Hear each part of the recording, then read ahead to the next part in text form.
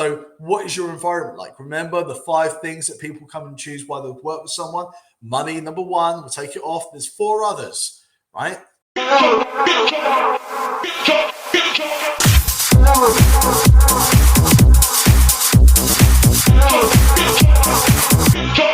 House music.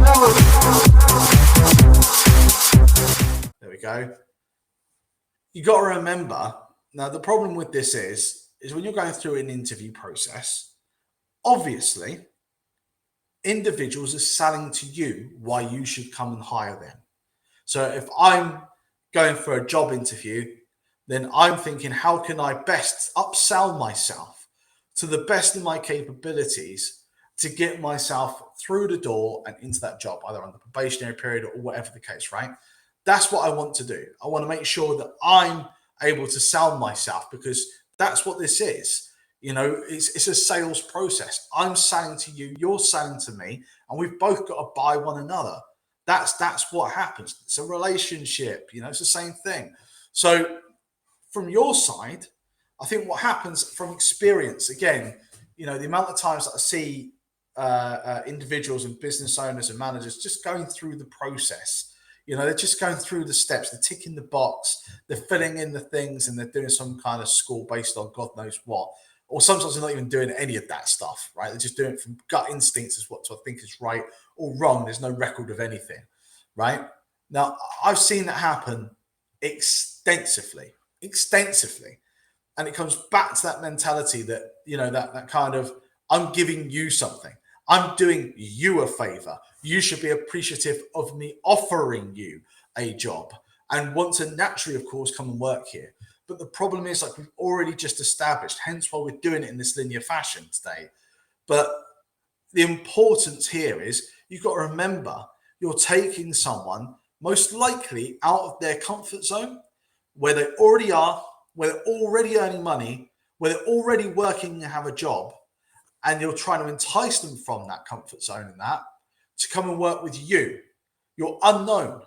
Although you may have some kind of presence on social media, you might be a little bit better known than other businesses, but it's still relatively, in the grand scheme of things, a known quantity. I've never worked with you before, most likely. So what is your environment like? Remember the 5 things that people come and choose why they'll work with someone.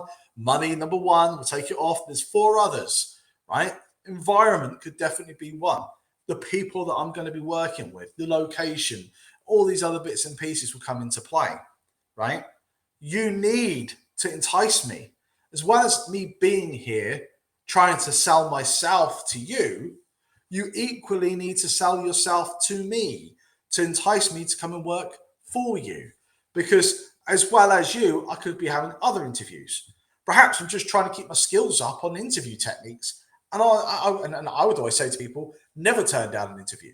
There's always a value for keeping that skill set and renewing it. And you only get better at it the more you do.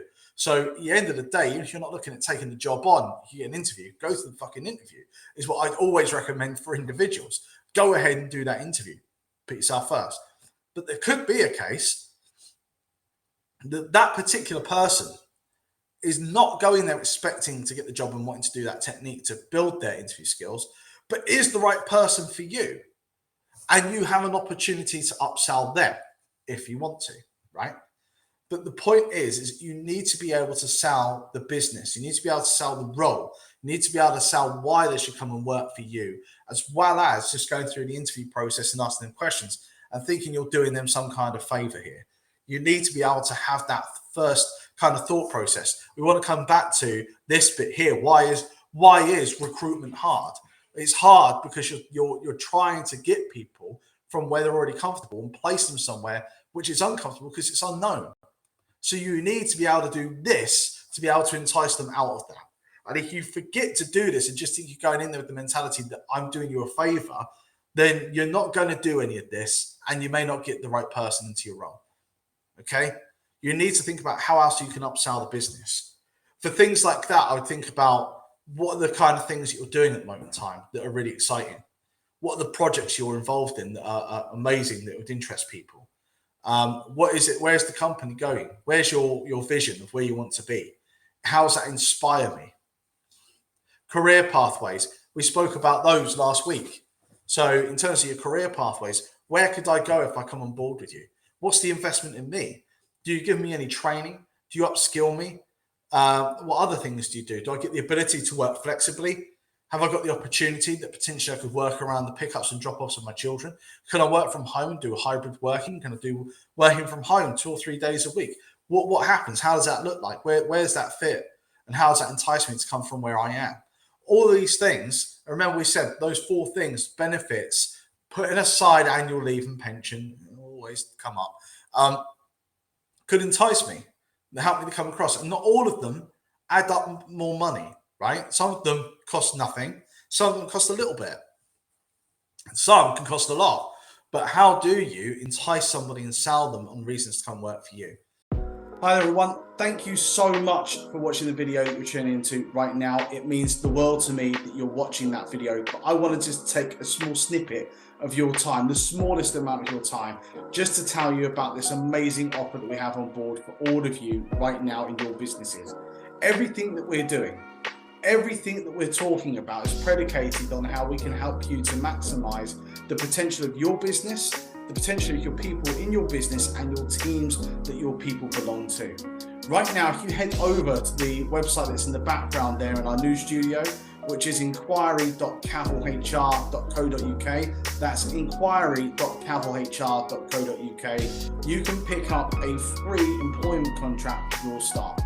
This is monumental. It enables you to be able to make changes, customize the contract to your liking, for your staff, for your business, but also to ensure that you're remaining legally compliant. Head on over now, pick up your free contract, register your details. Let's get back to the video. You know, simply put, one of the things that really worked, so some of our clients are charities, and for them, do you know what? It's really hard to hire people. They don't have the biggest budgets in the world. They can't really guarantee, you know, full-time working all the time in some kind of cases. So how do you entice people to come and work for you in that particular role and get the right people on that meet the ethos of what you're trying to do as a charity? You don't want just someone who, I want to be there 9 to 5, collect my paycheck, thank you very much. That ain't the person you want, by the way. That's not who you're looking to get. But one of the things that charities do really well is they pull on the heartstrings as to why you give money to charities in the first place. So why do we donate to charities? They pull on those heartstrings. They have this vision. They have this mission of what they're doing, the people they're helping. You can physically see the impact of the work they're doing. If they're a good charity, that is, you can physically see what they're doing on the ground to help people. I mean, just look at what's happened in Turkey recently and how charities are at the forefront of that in terms of helping and supporting those people. It's that sector that comes in first to help everybody. Yeah. So in terms of things, they've got this great messaging, this great kind of pull and vision of what they're doing, that there's an intrinsic reward, that I can make a genuine difference here to people. I can do something and feel good about what I'm doing. And I'm part of that journey of contributing to that. That's some of the things really are good to sell. Doesn't over, you know, I'm not saying these things equate to more than money. People are going to do things for free, obviously, but it's an overall package that you're looking at and you're trying to sell people to come and work for you. Okay. Ultimately, the downside to this, which there is, this is not a perfect world. There is a downside here. The downside is that if I have to sell to somebody to try and entice them to come and work with me, it means maybe they're not really wanting to come and work for me, but now they're feeling a little bit more obliged to do so. I don't want that. I want people that want to be here, because the people that don't want to be here, they're going to be part of my odds and sods problems in the future, because really, they never really wanted to be part of that family, part of your fold.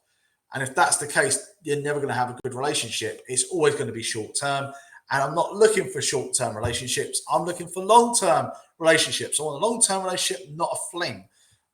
So you want to be able to entice people for the right reasons, and you want them to want to be there as well. So there is kind of a middle ground playoff there, but you certainly have to sell yourselves. And you certainly can't go in with the methodology and the mindset process that you're doing someone a favor on an interview panel by giving somebody a job. or by even giving them an interview, I've done you a solid favor here. So I've done my bit. You now owe me. It doesn't work that way. There's a lot more you've got to give in this particular process. So just bear that in mind. Every time we're going through this, I want to come back to this. Why recruitment is hard. You've got to put in the hard work because it's so hard. Okay, right now, specifically.